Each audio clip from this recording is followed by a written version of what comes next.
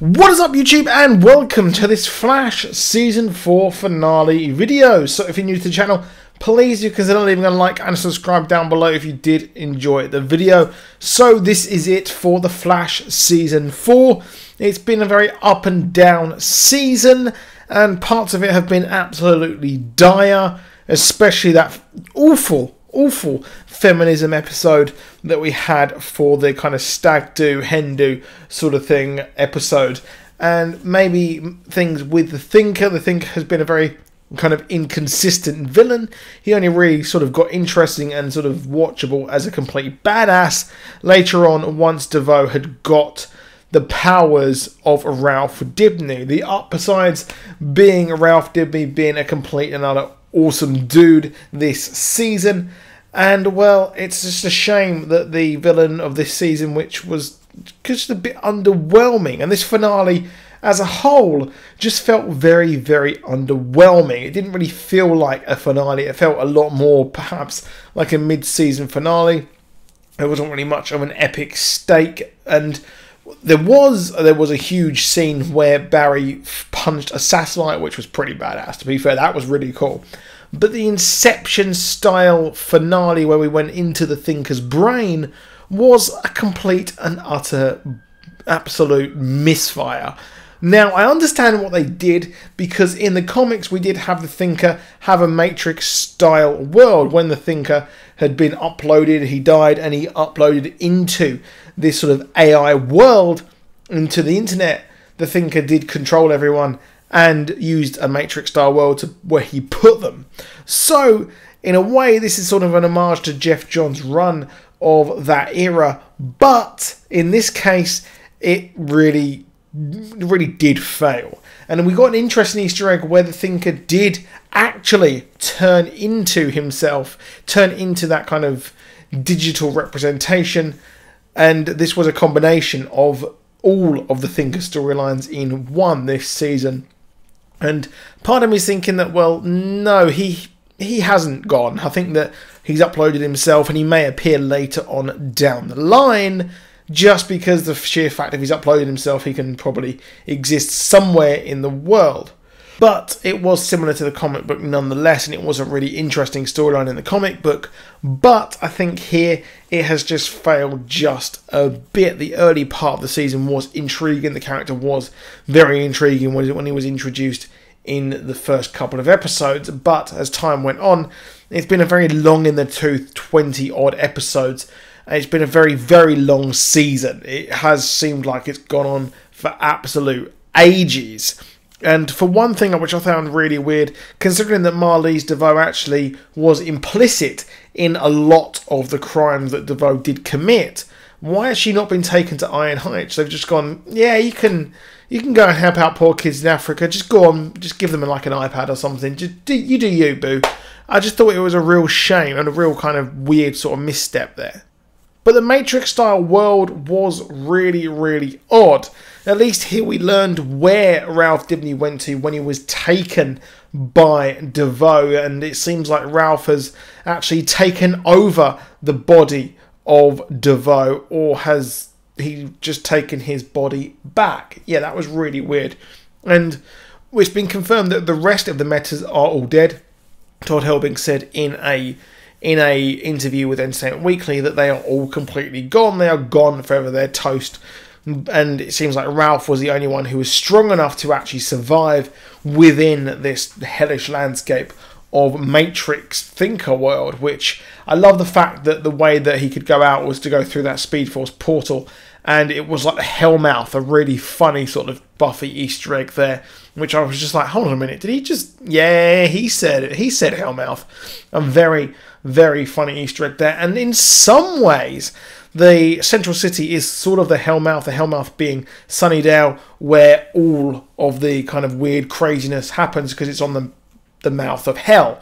And, well, the kind of... in the main area of metahumans at the moment, for at least, is Central City. So there is that kind of connection that we've got there. But that's where it ends, to be honest. And we had some really funny kind of Matrix Revolutions moments where we see all the different versions of DeVoe come up and fight. And it was a really cool fight scene, I thought. it wasn't interesting. I thought the whole idea of going into his brain to try and to unlock the good part of his brain, that just was really weak and really corny as hell. And it just was a shame, to be honest. I wanted an actual fight between the Thinker and Barry, but I guess the only way a fair fight could happen, I guess, if it was inside the Thinker's brain, which he did predict would happen, and he wanted Barry's speed, but he never bothered trying to get it. As we've wondered, why has he never tried to get Barry's speed? Well, he knew that Barry would always go towards him, and that is the way that he could have got that speed force. Now, one thing weird here is the fact that we've got Killer Frost, and we had a weird thing where we had Cecile and her mind-reading powers. She sort of channeled the version of Killer Frost, or at least some of her memories, where she mentions that Thomas has always been this way, which is pretty curious, and that is a hint towards the family of Caitlin and the Killer Frost, the kind of view, the kind of revelation that Killer Frost has always really been, or at least Killer Frost, Caitlin, has always been that way, and a very traumatic moment has actually led her to hide away Killer Frost. Perhaps she ended up killing her father in a fit of rage. She couldn't control her powers, and he was killed by her. That'd be an interesting thing as well. Or was her father a meta, or was she simply experimented on, and that's why she became how she was? So we'll explore that later on. That's a hint towards what's happening next season, and we'll explore Caitlin Snow's powers and how she can unlock Killer Frost. I expect at some point she will always become Killer Frost, because in a way that's always who she has actually been technically. Now the interesting thing is that Harrison Wells is smart. He's not smart yet, but he has had his mind reworked. These Speed Force symbols have remapped his brain. That's what these actually did. All these weird symbol things that Barry had at the start, well, basically, these recode your entire brain.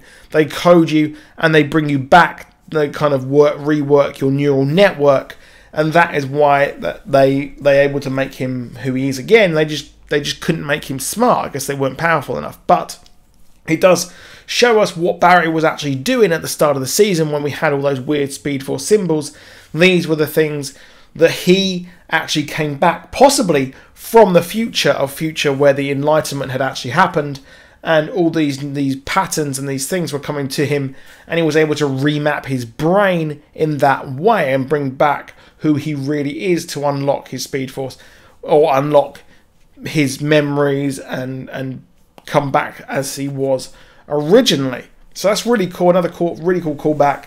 And the fact that they revealed who Nora was in the first episode. They said that Nora shouldn't be here. Nora, not Barry's mother, but the daughter of Barry and Iris, the mystery girl. The mystery girl here is Nora Allen. So there's a weird thing going on here. So we did see the mystery girl, well, I guess I'm going to call her Nora from now on. She appeared at the end. Payoff of this house is bitching. She pops up and explains that she's made a big mistake. Now she is wearing the outfit of Jenny Ognat's XS, and we do have Jenna, the name of her relation. Yeah, I'm not sure what. I guess it's Auntie. Would that be Auntie? I'm not too sure on there. I presume it's Auntie. But we have Jenny, that name, Jenna, and we see a combination of a few speedsters. Now, Dawn Allen, we thought we were getting Dawn Allen, but the show's creators have said that they thought it was too obvious that it would be Dawn Allen, so they just added their own twist and created their own sort of character here. Now, there is a Nora Allen, who's a son of Barry Allen in the comics, and that is actually in Justice League Legacy, a recent comic of the really terrible Justice League run, where we actually have Nora Allen, who is the daughter of Barry Allen and Jessica Cruz, the current one of the current Green Lanterns with Simon Baz, which I'm not a fan of. I'm really not a fan of those two. But that's besides the point. So we've got a combination of quite a few of these characters. Now she's made a big mistake. The thing here is the fact that she looks completely and utterly different. I guess her hair looks badass. I think her hair looks really cool. So she looks different to her previous experiences. And apparently, the Todd Helberger said that these experiences will learn why she chose specific moments to come back in time. So there is a specific reason why each one of these moments were chosen. So this big mistake, I expect that she has come back in time because she's caused a flashpoint. She's caused a version of her own flashpoint, and these times she's returned to be a fangirl each time have caused this, and that's why she came back in time to come and help Barry, and why she's popped up here, and why she needs to change these things. Now, each one of these moments were integral to the history of the show. So if you remember, she turned up at the wedding. She turned up when Caitlin was about to open up about Killer Frost. That's weird because Killer Frost was mentioned as well, and she popped up to give a gift basket to her own auntie. So yeah, it's quite big there. I think that she's caused some problems in the future as well. But what problem did she create? I'll probably go into that in another video at some point. But there's a curious thing is that we're getting another Harrison Wells. I knew Harrison Wells is coming, but I expected this version to turn into Johnny Quick with those Speed Force symbols and a Speed Force equation. Maybe that he'll unlock that Speed Force later on in say an equation, but probably not.